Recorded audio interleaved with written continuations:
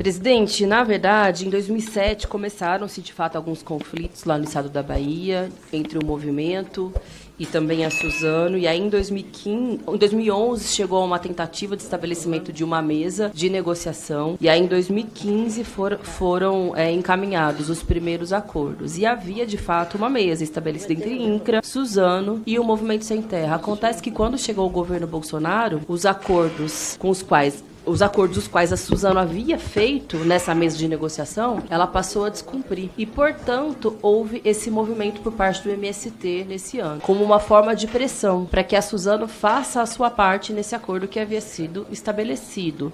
Não à toa, depois da desocupação, voltou à mesa de negociação.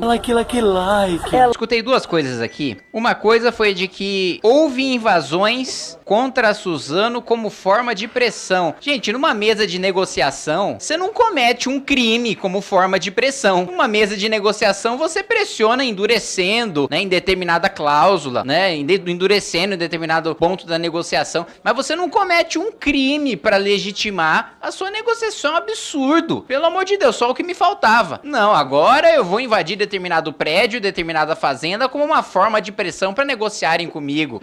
Isso não existe. E outra coisa que foi colocada aqui por outro deputado é: eu não vou votar esse requerimento porque este requerimento é uma perseguição contra a Suzano. Não, peraí, gente, eu tô apresentando esse requerimento pra escutar como vítima, como gente que foi invadida. Como é que eu tô perseguindo uma pessoa que foi vítima, que vem aqui? A todos os meus questionamentos vão ser no sentido de o que foi prejudicado, o que foi invadido, qual produção que foi prejudicada.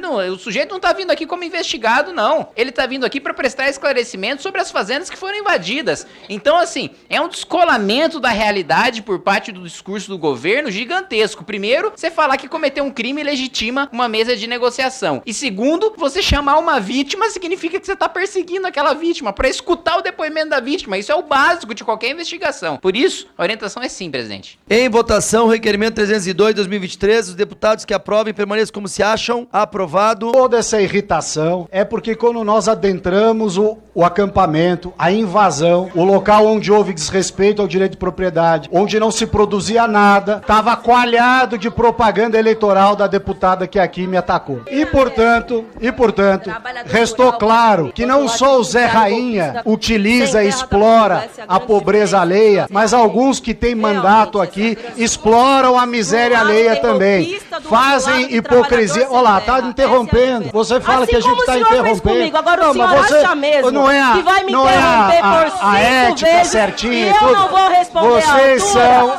invasores de propriedade. Você se manipula a pobreza dos outros. Tá bom? Isso aqui não é um local de ofensa verbal. Agressões pessoais aqui não serão permitidas. Essa turma que se diz defensora, no fundo, utiliza a pobreza alheia para ter ganhos políticos. Manipula aqueles coitados que estão lá para ter ganho político. Fazem daquela invasão que lá está.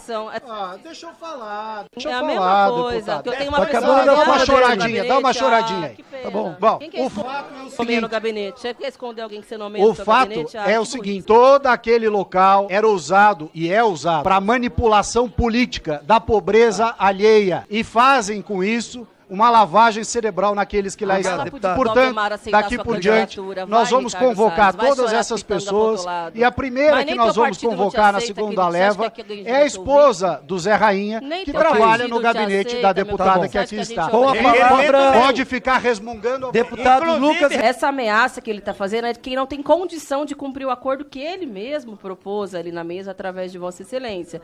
Então, só demonstra que não dá para fazer nem política nesse espaço. Além da truculência, das interrupções, da inconsistência do conteúdo, ele mesmo está querendo passar por cima de algo que acabou. Tá bom, deputado.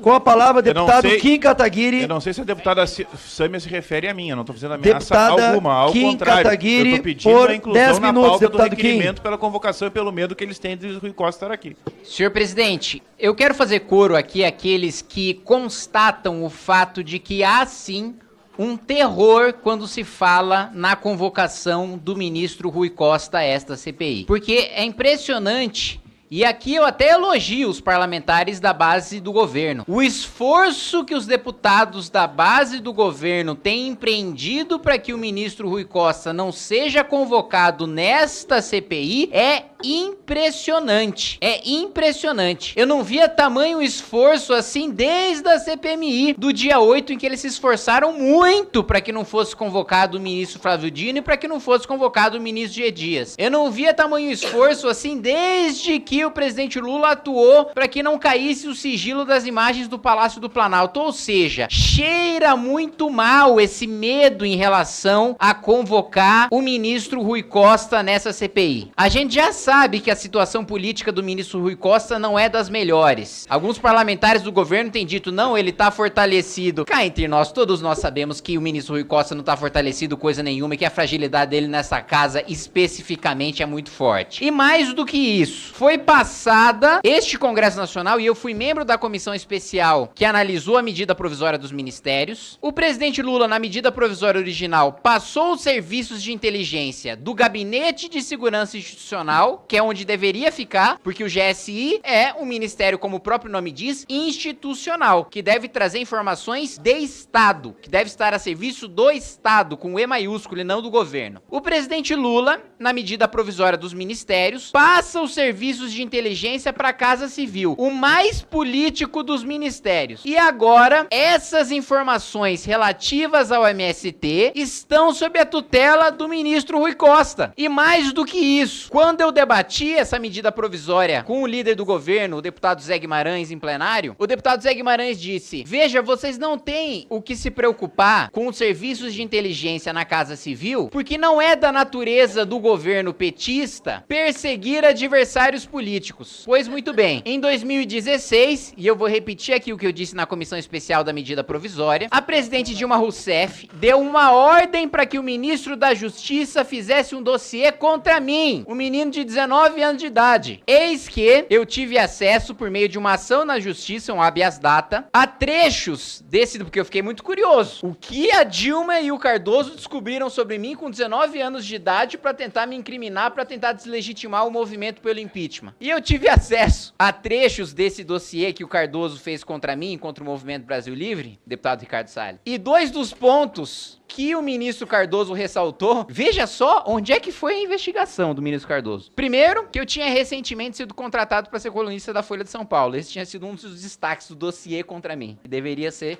trazer informações para me denegrir. O outro destaque que o ministro Cardoso fez em relação a mim é que durante minha trajetória escolar eu tirei boas notas. Então você veja, se já com os serviços de inteligência no Gabinete de Segurança Institucional, o governo petista já produzia dossiê contra adversário político de 19 anos de idade, vocês imaginam o que eles não estão fazendo na Casa Civil, com o serviço de inteligência na Casa Civil. Além de ter, mais uma vez reforçando, todos os dados hoje da ABIN em relação às lideranças e às invasões que ocorrem no país inteiro. Então eu só reforço aqui da necessidade da prioridade número 1 desta CPI, de que o primeiro ato desta CPI, depois do recesso, seja chamar o ministro Rui Costa a prestar esclarecimentos aqui em relação às informações que a ABIN tem sobre movimentos criminosos que promovem invasões e sobre a omissão do governo em relação a esses movimentos. Porque se a ABIN agora tem um mapeamento desses movimentos e ela está sob a tutela do ministro da Casa Civil, o que o Ministério da Casa Civil fez em relação a esses movimentos até agora? Qual ação foi tomada em relação a esses movimentos até agora? Qual ação foi tomada contra agentes políticos que têm feito corpo mole para cumprir decisão de reintegração de posse? E pior do que isso, enquanto a gente faz essa CPI, que já teve um efeito positivo porque as invasões já diminuíram só da gente ter uma investigação, o CNJ